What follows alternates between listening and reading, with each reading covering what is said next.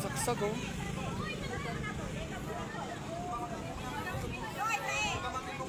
Enderer na dali.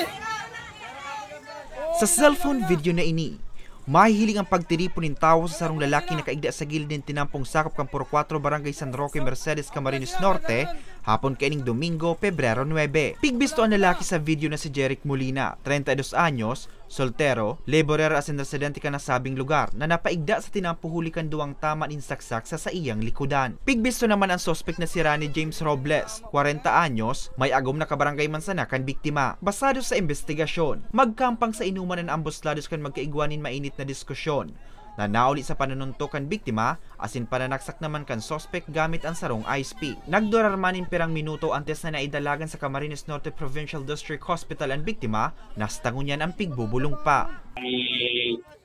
Banggit daw na problema ito ating suspect dun sa biktima, siguro nagkakulitan.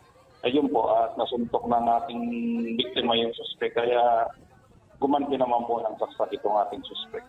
Wala pong ibang dahilan na kinaugatan ng pangyayari, kundi yung pong pagtatalo nila sa inuman.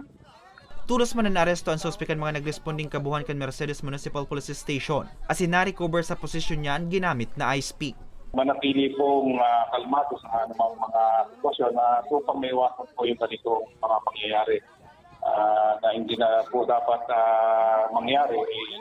Sa kadahilanan po na hindi nila makontrol yung sarili, lalo na nakainom, kaya po nangyayari yung mga ganitong insidente.